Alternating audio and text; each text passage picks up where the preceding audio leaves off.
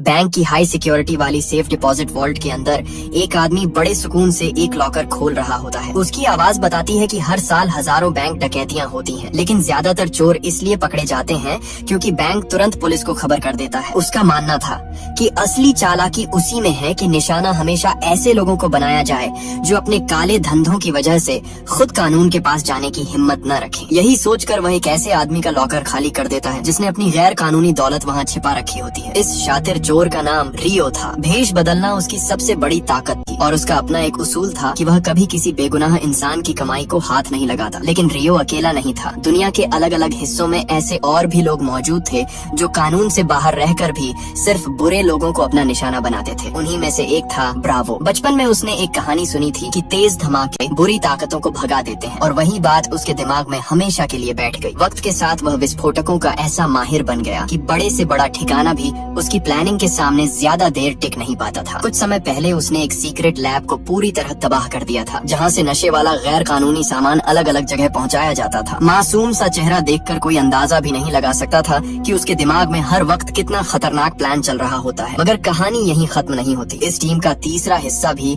उतना ही खतरनाक था। ईस्टर्न यूरोप के एक पुराने चर्च में हेलेना मौजूद होती है, जिसने कुछ ही समय पहले इंसानों की गैर कानूनी खरीद फरोख्त करने वाले गिरोह से कई लड़कियों को छुड़ाया था। उसी बात का बदला लेने के लिए पूरा गैंग हथियार लेकर चर्च पहुंच जाता है। लेकिन हेलेना बिना घबराए सीधे उनके सामने खड़ी हो जाती है। कुछ ही मिनटों में वह अपनी मार्शल आर्ट्स स्किल्स से एक एक करके सभी हमलावरों को जमीन पर गिरा देती है और आखिर में पूरे चर्च से अपने पैरों पर बाहर निकलने वाली अकेली इंसान वही होती है। अब तक रियो, ब्रावो और हेलेना एक दूसरे से पूरी तरह अनजान थे। तीनों अलग अलग जगह अपने तरीके से अपराधियों को सबक सिखा रहे थे, लेकिन उनकी जिंदगी उसी दिन बदल जाती है जब तीनों के पास फूलों का एक गुलदस्ता और उसके साथ एक खास न्योता पहुंचता है। यह न्योता एलेक्स नाम के एक रहस्यमयी आदमी की तरफ से भेजा गया था, जो दुनिया भर के भ्रष्ट लोगों और बड़े अपराधियों के खिलाफ एक टीम बनाना चाहता था। मुलाकात के दौरान टीम के नाम को लेकर कई सुझाव दिए जाते हैं, लेकिन आखिर में सब मिलकर अपनी नई टीम का नाम द मिसफिट्स रख देते हैं। इसी के साथ कहानी एक नई दिशा पकड़ लेती है। अब स्क्रीन पर लॉस एंजलिस की एक हाई सिक्योरिटी प्राइवेट जेल दिखाई जाती है, जहां जैक नाम का मशहूर चोर बंद होता है। उसकी रिहाई में सिर्फ कुछ घंटे बाकी थे, लेकिन इंतजार करने के बजाय वह एक ड्रोन की मदद से जेल से फरार हो जाता है। ये खबर मिलते ही जेल का मालिक विक्टर गुस्से से बेकाबू हो जाता है, क्योंकि जैक के साथ उसका पुराना हिसाब भी बाकी था। वह तुरंत जैक के सेल में पहुंचकर उसके रूममेट सैम से पूछताछ शुरू करता है। आखिरकार सैम दबाव में आकर बता देता है कि जैक इस वक्त एक अमीर अरब शख्स को निशाना बनाने गया है। इतना सुनते ही विक्टर अपने आदमियों को साथ लेकर जैक का पीछा करने निकल पड़ता है, जबकि असली खेल अब शुरू होने वाला था। विक्टर पूरी टीम के साथ सीधे उस आलीशान होटल की तरफ निकल पड़ता है जहां वह अमीर अरब मेहमान ठहरा हुआ था। दूसरी तरफ जैक पहले ही वहां पहुंच चुका होता है और बड़े आराम से एक रईस आदमी का भेष बनाकर अपने शिकार का इंतजार कर रहा होता है। जैसे ही वह शख्स अंदर आता है, जैक उसकी कलाई में पहनी बेहद दुर्लभ घड़ी की तारीफ शुरू कर देता है। बातों बातों में वह जानबूझकर अपनी ड्रिंक उसके कपड़ों पर गिरा देता है और सफाई करने का बहाना बनाकर बड़ी सफाई से उसका वॉलेट निकाल लेता है। लेकिन बाहर खड़े लेते हैं और कुछ ही देर में जैक को सुनसान जगह ले जाकर उसकी जमकर पिटाई कर देते हैं। आखिर में वॉलेट वापस लेकर चले जाते हैं, जिससे हर किसी को यही लगता है कि जैक का पूरा प्लान नाकाम हो गया। लेकिन जैक की असली चाल अभी सामने आनी बाकी थी। उसने वॉलेट नहीं बल्कि उसी अफरा तफरी के दौरान होटल के पेंट हाउस का एक्सेस कार्ड चुराया था। बॉडीगार्ड्स के जाते ही वह बिना एक पल गंवाए सीधे होटल लौटता है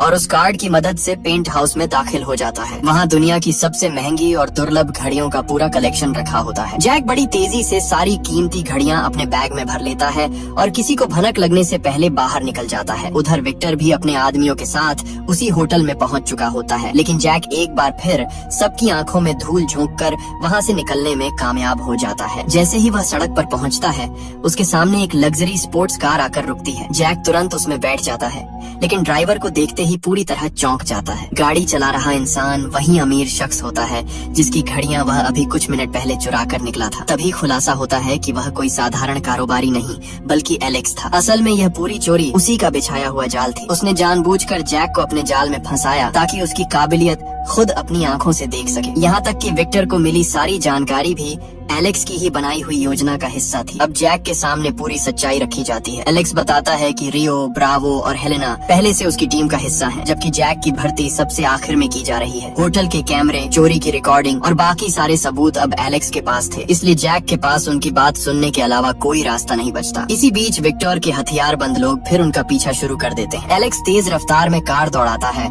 और पीछा कर रही गाड़ियों को पीछे छोड़ते हुए सीधे अपने प्राइवेट जेट तक पहुंच जाता है। जेट के अंदर जैक पहली बार रियो, ब्रावो और हेलेना से मिलता है। माहौल थोड़ा हल्का करने की कोशिश होती है, लेकिन जैक साफ कह देता है कि उसे जबरदस्ती इस खेल में घसीटा गया है। यहीं से असली मिशन की शुरुआत होती है। एलेक्स पूरी टीम को बताता है कि विक्टर सिर्फ एक बिजनेसमैन नहीं, बल्कि दुनिया के सबसे खतरनाक हथियारबंद नेटवर्क के साथ मिलकर काम कर रहा है। उसकी प्राइवेट जेल में अरबों की गैर कानूनी दौलत सोने की ईंटों के रूप में छिपा कर रखी गई है, जिसे गलत कामों में इस्तेमाल किया जाना है। एलेक्स चाहता था कि यह पूरा खजाना उन लोगों के हाथ लगने से पहले गायब कर दिया जाए, लेकिन जैक इस मिशन को सुनते ही हंस पड़ता है। वह साफ कहता है कि अपनी जान जोखिम में डालकर वह किसी और की भलाई के लिए काम नहीं करेगा। अगर इतनी बड़ी चोरी करनी है तो उसे उस सोने में बराबर का हिस्सा चाहिए। एलेक्स और उसकी टीम यह शर्त मानने से इनकार कर देती है और जैक बिना कोई जवाब दिए वहां से उठकर चला जाता है। जैक टीम को छोड़कर सीधे अबू धाबी पहुंच जाता है। वहां वह एक आलीशान 5 स्टार होटल के बार में बैठकर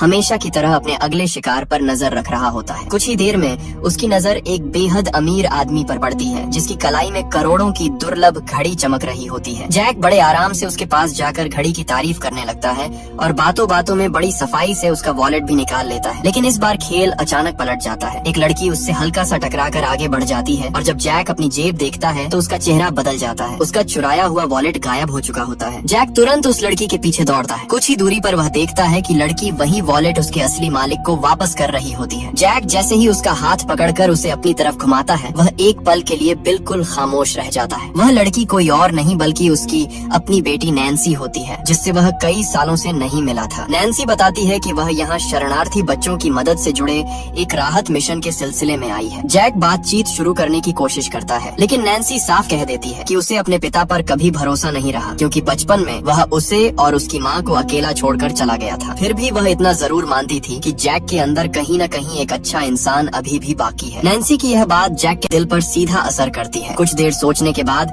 वह अपनी जेब से एलेक्स का दिया हुआ कॉन्टैक्ट कार्ड निकालता है और उसे फोन करके मिशन में शामिल होने के लिए तैयार हो जाता है। जब जैक दोबारा टीम से मिलता है तो उसे एक और बड़ा झटका लगता है। वहाँ नैन्सी पहले से मौजूद होती है। तब एलेक्स बताता है कि इस पूरे मिशन को शुरू करने में नैन्सी का भी बहुत बड़ा हाथ था। जैक हैरान रह जाता है, लेकिन अब पीछे हटने का सवाल ही नहीं बचता। अब पूरी टीम असली प्लानिंग शुरू करती है। जैक सबसे पहला सवाल पूछता है कि सोना आखिर जेल के किस हिस्से में छिपा है, लेकिन किसी के पास इसका पक्का जवाब नहीं होता। ये सुनकर जैक साफ कह देता है कि बिना पूरी जानकारी के इतनी बड़ी चोरी करना खुदकुशी के बराबर है। वह जेल के ब्लूप्रिंट, तस्वीरें और हर छोटी बड़ी जानकारी मंगवाता है। काफी देर तक सब कुछ ध्यान से देखने के बाद उसकी नजर एक अजीब बात पर जाकर रुकती है। जेल के अंदर खाना बनाने से लेकर इलाज और कपड़े धोने तक की सारी सुविधाएं मौजूद थी। फिर भी बाहर एक लॉन्ड्री वैन आती जाती दिखाई दे रही थी। बस यहीं से जैक को शक हो जाता है कि असली राज उसी नकली लॉन्ड्री रूम के अंदर छिपा है। जैक पूरी टीम को समझाता है कि अगर बाहर से कपड़े मंगवाने की कोई जरूरत ही नहीं है, तो इसका मतलब साफ है कि लॉन्ड्री रूम सिर्फ दिखावे के लिए बनाया गया है। असली तिजोरी उसी के पीछे छिपाई गई होगी और पूरा सोना वहीं रखा होगा। उसकी यह बात सुनकर एलेक्स, रियो, ब्रावो और हेलेना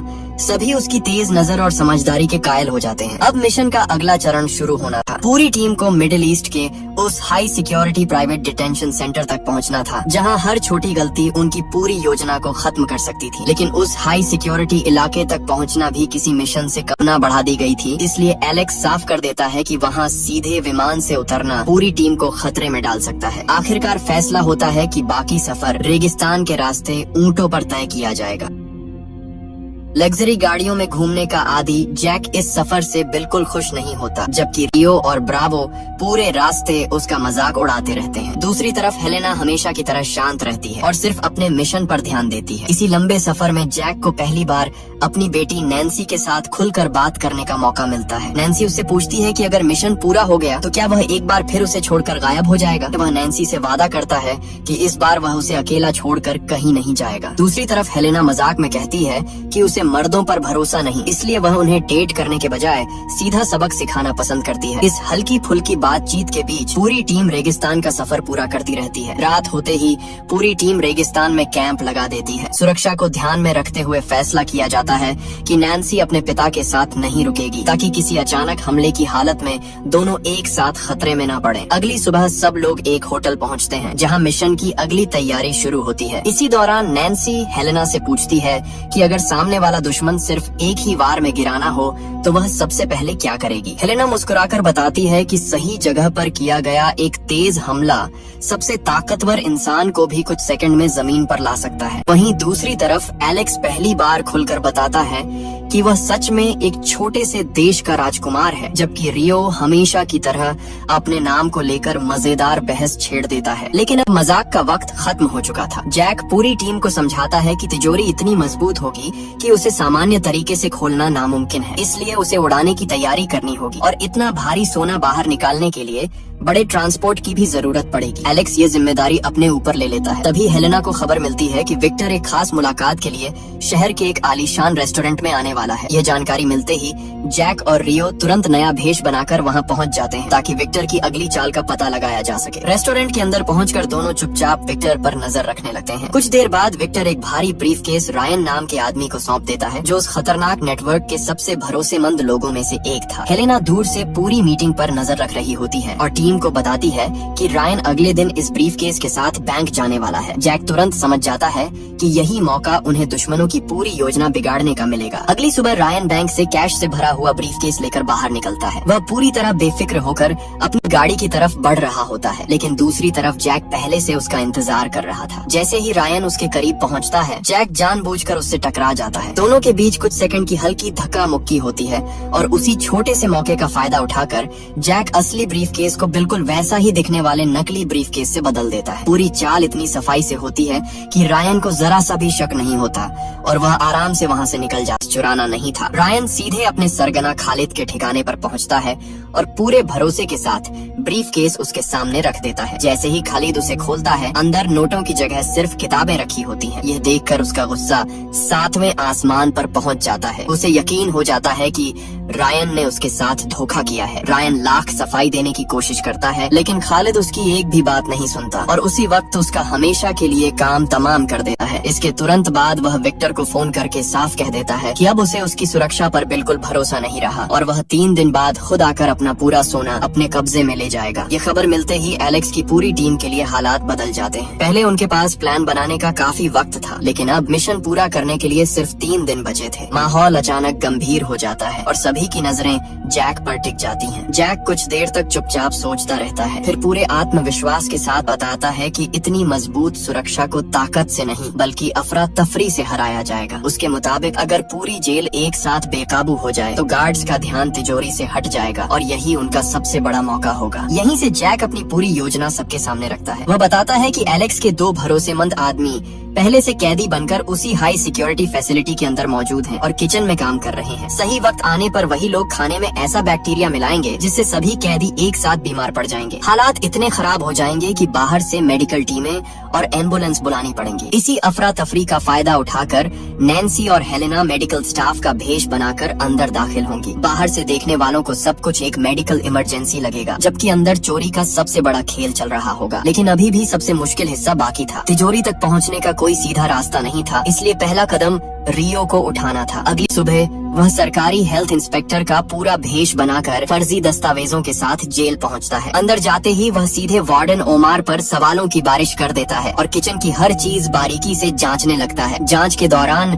रियो जानबूझकर वहां लगे पुराने ओवन को खराब बताता है और रिपोर्ट में बड़ी शिकायत दर्ज करने की धमकी देता है। ओमार घबरा जाता है क्योंकि उसे पता था कि खराब रिपोर्ट उसके लिए बड़ी मुसीबत बन सकती है। रियो का यही दबाव उनके पूरे मिशन का अगला दरवाजा खोलने वाला था। ओमार तुरंत रियो को भरोसा दिलाने की कोशिश करता है कि वह सारी कमियां जल्द ठीक करवा देगा। इसी दौरान रियो बड़े आराम से पूछता है कि आखिर ये पुराने ओवन किस कंपनी ने लगाए थे। ओमार बिना किसी शक के कंपनी का नाम बता देता है। बाहर बैठी नैन्सी और टीम का टेक सपोर्ट उसी वक्त उस कंपनी का कम्युनिकेशन सिस्टम अपने कंट्रोल में ले लेते हैं। रियो फिर ओमर से कहता है कि अगर वह अभी नए ओवन का ऑर्डर दे दे तो रिपोर्ट भी ठीक रह सकती है। ओमर फौरन कंपनी को कॉल करता है लेकिन कॉल सीधे जैक के पास पहुंचती है। जैक कंपनी का कर्मचारी बनकर बात करता है और भरोसा दिलाता है कि अगले ही दिन नए ओवन डिलीवर कर दिए जाएंगे। ओमर चैन की सांस लेता है, जबकि टीम के लिए जेल के अंदर घुसने का सबसे बड़ा बहाना तैयार हो चुका होता है। लेकिन सिर्फ बहाना मिल जाना काफी नहीं था। अब उन्हें उसी कंपनी का असली डिलीवरी ट्रक भी चाहिए था, वरना पूरी योजना पहले ही कदम पर पकड़ ली जाती। रात होते ही हेलेना चुपचाप एक बार में पहुंचती है, जहां उस कंपनी का असली ड्राइवर मौजूद होता है। वो बड़ी चालाकी से उसे अपनी बातों में उलझा लेती है और मौका मिलते ही उसे बेहोश कर देती है। इसके बाद हेलेना उसकी यूनिफॉर्म, पहचान और पूरा डिलीवरी ट्रक अपने कब्जे में ले लेती है। अब टीम के पास अंदर जाने का वैध बहाना भी था और वही गाड़ी भी, जिसे देखकर किसी को शक नहीं होना था। अगले दिन मिशन आखिरकार शुरू हो जाता है। जैक और ब्रावो कंपनी के कर्मचारियों का भेष बनाकर नए ओवन लेकर सीधे हाई सिक्योरिटी फैसिलिटी के अंदर पहुंच जाते हैं। किचन में सामान उतारते समय जैक की नजर एक बड़ी लाल रंग की पक्षी वाली मूर्ति पर पड़ती है, जिस पर विक्टर का नाम लिखा होता है। विक्टर से पुरानी दुश्मनी याद आते ही जैक चुपके से एक औजार निकालता है और उस मूर्ति का एक हिस्सा हल्का सा तोड़ देता है। ब्रावो ये देखकर हैरान रह जाता है और उसे लगता है कि जैक ने गुस्से में आकर यह हरकत की है। लेकिन जैक बिना कुछ समझाए अपना काम करता रहता है, क्योंकि उसके दिमाग में इस छोटी सी हरकत के पीछे बहुत बड़ा प्लान छिपा होता है। उधर किचन की जांच करते हुए ओमार को अचानक कुछ अजीब महसूस होने लगता है। वह नए ओवन को खुद चेक करने के लिए आगे बढ़ता है। यह देखकर जैक और ब्रावो बिना वक्त गंवाए कर्मचारियों की यूनिफॉर्म उतारकर कैदियों वाले कपड़े पहन लेते हैं और मशीनों के अंदर छिप जाते हैं। ओमर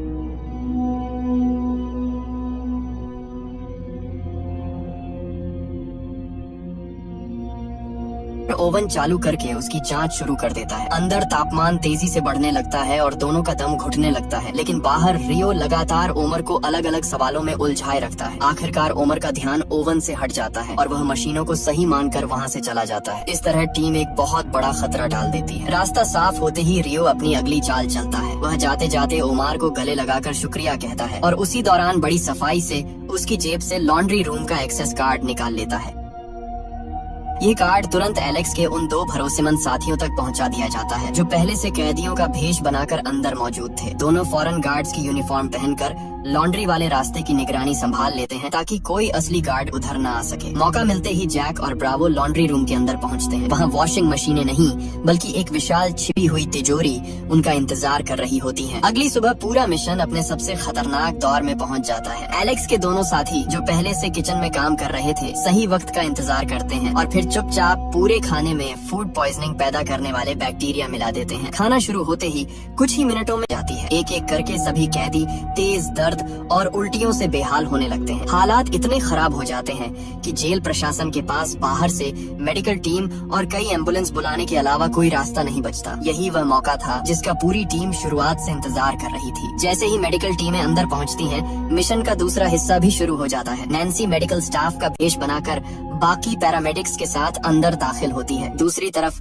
विक्टर को भी इस अचानक फैली अफरा तफरी की खबर मिल जाती है। उसे तुरंत एहसास हो जाता है कि यह सब महज एक हादसा नहीं हो सकता। वह बिना देर किए अपनी पूरी सिक्योरिटी टीम के साथ वहां पहुंच जाता है। इसी बीच मौका देखकर नैन्सी चुपचाप एक एम्बुलेंस के नीचे छोटा सा विस्फोटक उपकरण फिट कर देती है, ताकि सही वक्त पर पूरी सिक्योरिटी का ध्यान दूसरी तरफ मोड़ा जा सके। उधर जैक और ब्रावो पहले ही तिजोरी के ठीक ऊपर बने बाथरूम तक पहुँच चुके होते हैं। जैक पहले से जानता था कि इतनी मजबूत तिजोरी को खोलना नामुमकिन है, इसीलिए उसे सीधे उड़ाना ही एकमात्र रास्ता था। ब्रावो ड्रिल मशीन से फर्श में एक छोटा सा छेद बनाना शुरू करता है। हैरानी की बात यह थी कि इतने खतरनाक काम के दौरान भी वह आराम से अपना छोटा स्पीकर निकालकर गाने सुनने लगता है। जैक को उसका यह बेफिक्र अंदाज बिल्कुल पसंद नहीं आता, लेकिन वह बिना बहस किए अपने काम पर ध्यान रखता है। छेद पूरा होते ही ब्रावो एक पाइप के जरिए तिजोरी के अंदर खास गैस भरना शुरू कर देता है और कुछ ही देर में पूरी तिजोरी उस गैस से भर जाती है। अब पूरी योजना का सबसे अहम पल सामने था। जैक उल्टी गिनती शुरू करता है और ठीक आखिरी सेकंड पर ब्रावो जलता हुआ लाइटर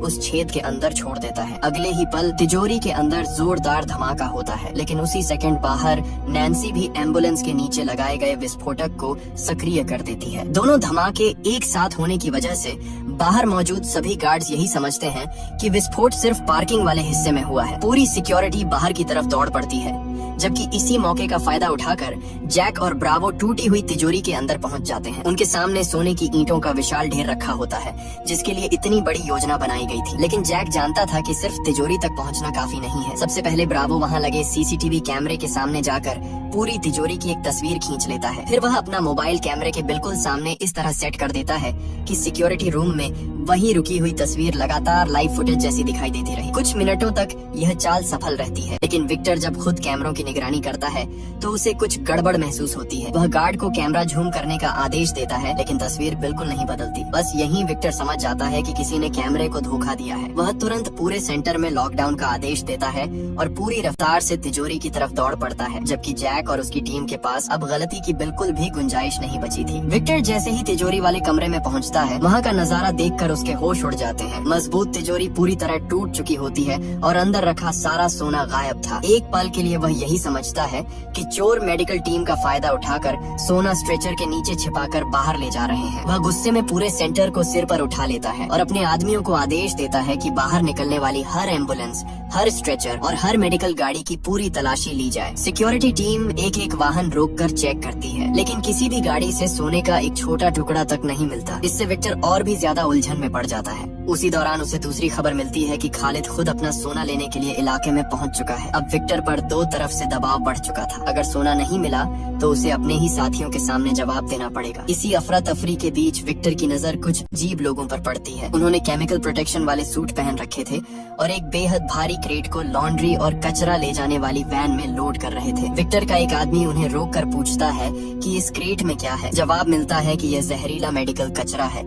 जिसे तुरंत बाहर भेजना जरूरी है। विक्टर को बात पूरी तरह हजम नहीं होती और वह खुद उनकी तरफ बढ़ने लगता है, लेकिन उससे पहले ही वैन तेजी से गेट पार करके बाहर निकल जाती है। विक्टर को पूरा यकीन हो जाता है कि चोरी किया गया पूरा सोना उसी वैन में छिपाया गया है। वह बिना देर किए अपनी हथियार बंद टीम के साथ उसका पीछा शुरू कर देता है। उधर वह वैन पूरी रफ्तार से रेगिस्तान की तरफ बढ़ रही होती है। उसे एलेक्स चला रहा था। कुछ ही देर में पीछा करते हुए विक्टर की गाड़ियां भी उनके करीब पहुंच जाती हैं और रेगिस्तान के बीच जबरदस्त पीछा शुरू हो जाता है। एलेक्स बेहद खतरनाक रफ्तार से गाड़ी संभालता है, जबकि रियो पीछे से छोटे छोटे गैजेट्स और विस्फोटक फेंककर पीछा कर रही कई गाड़ियों को रास्ते से बाहर कर देता है। इसके बावजूद विक्टर उनका पीछा नहीं छोड़ता और लगातार उनके पीछे लगा रहता है। आखिरकार वैन एक सुनसान इलाके में जाकर रुक जाती है। विक्टर अपनी पूरी टीम के साथ उसे चारों तरफ से घेर लेता है और जीत की मुस्कान के साथ आगे बढ़ता है, लेकिन अगले ही पल पूरा खेल पलट जाता है। आसपास छिपे हुए दर्जनों हथियारबंद सैनिक बाहर निकल आते हैं और अपनी बंदूकें विक्टर और उसके आदमियों की तरफ तान देते हैं। यह इलाका एलेक्स के अपने देश का सैन्य क्षेत्र होता है, जहां पहले से एक बड़ा कार्गो विमान उनका इंतजार कर रहा था। रियो मुस्कुराते हुए बताता है कि यह पीछा भी उनकी योजना का हिस्सा था। उन्होंने जानबूझकर विक्टर को यहाँ तक खींचा ताकि इस दौरान असली ऑपरेशन कहीं और बिना किसी रुकावट के पूरा किया जा सके। इस तरह अपना आखिरी कदम पूरा कर रहे होते हैं। जिस लाल रंग की बड़ी पक्षी वाली मूर्ति को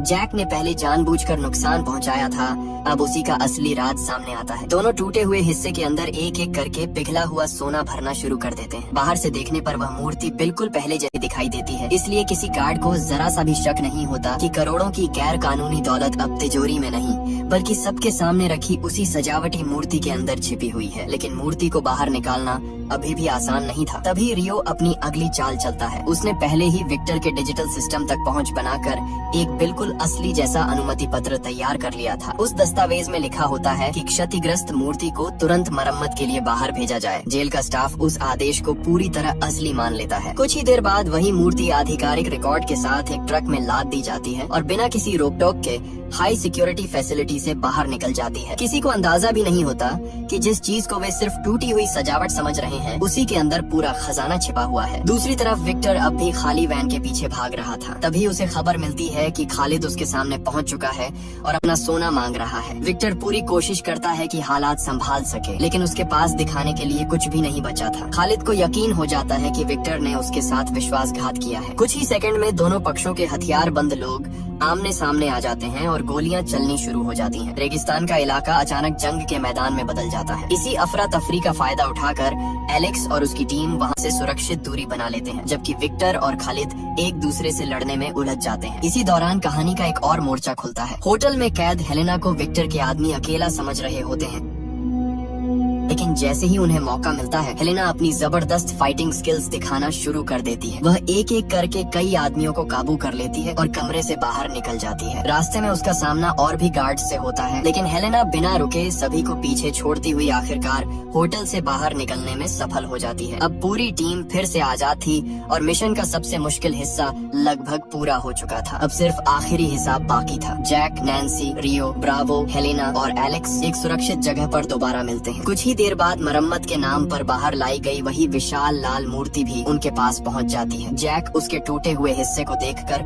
हल्की सी मुस्कान देता है, क्योंकि पूरी योजना बिल्कुल वैसी ही सफल हुई थी जैसी उसने शुरुआत में सोची थी। अब उनके सामने आखिरी काम बचा था, मूर्ति के अंदर छिपे पूरे सोने को बाहर निकालना और ये तय करना कि इस गैर कानूनी दौलत का आखिर इस्तेमाल किस तरह किया जाएगा। कुछ समय बाद पूरी घटना को लेकर दुनिया भर में अलग अलग खबरें चलने लगती हैं। आधिकारिक रिकॉर्ड में यही दिखाया जाता है कि हाई सिक्योरिटी फैसिलिटी में हुई अफरा तफरी के दौरान वहां रखा गया गैर कानूनी सोना बरामद नहीं हो सका। दूसरी तरफ विक्टर और खालिद की पूरी योजना बुरी तरह बिखर चुकी होती है। जिस दौलत के दम पर उन्होंने अपना खतरनाक नेटवर्क खड़ा किया था, वही अब हमेशा के लिए उनके हाथों से निकल चुकी थी। किसी को भी यह समझ नहीं आता कि आखिर इतना बड़ा खजाना आंखों के सामने से कैसे गायब हो गया। लेकिन कहानी का सबसे दिलचस्प मोड़ अभी बाकी था। मिशन पूरा होने के बाद जैक बिना किसी को बताए अचानक वहां से चला जाता है। नैन्सी को लगता है कि हमेशा की तरह जैक अपना हिस्सा लेकर सबको छोड़कर निकल गया। वह काफी निराश हो जाती है, क्योंकि अब उसे यकीन होने लगता है कि जैक पर भरोसा करना शायद उसकी सबसे बड़ी गलती थी। पूरी टीम भी कुछ देर तक यही सोचती रहती है कि शायद उनकी राहें अब हमेशा के लिए अलग हो गई हैं। मगर सच्चाई बिल्कुल अलग थी। कुछ समय बाद जैक अचानक सबके सामने वापस लौटता है। उसके साथ वही लाल रंग की विशाल मूर्ति होती है, जिसके अंदर पूरा सोना छिपाया गया था। जैक सबको बताता है कि उसने अपना हिस्सा लेकर भागने के बजाय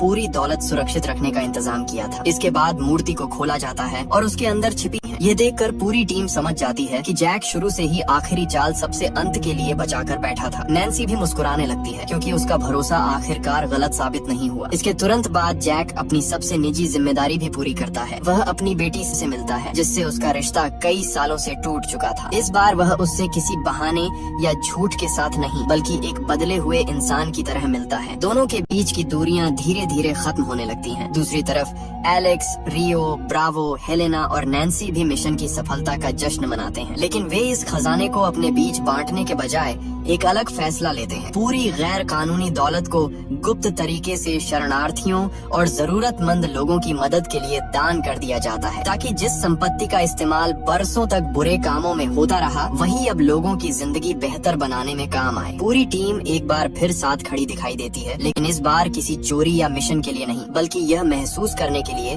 कि असली जीत सिर्फ खजाना हासिल करना नहीं थी। उन्होंने एक खतरनाक नेटवर्क की ताकत छीन ली, कई बेगुनाह लोगों के भविष्य को बेहतर बनाने का रास्ता खोला और अपने अपने अधूरे रिश्तों को भी नई शुरुआत दी। जैक मुस्कुराते हुए अपनी टीम की तरफ देखता है और सभी अलग अलग दिशाओं में अपनी नई जिंदगी शुरू करने निकल पड़ते हैं। यहीं पर द मिसफिट्स 2021 की कहानी खत्म हो जाती है।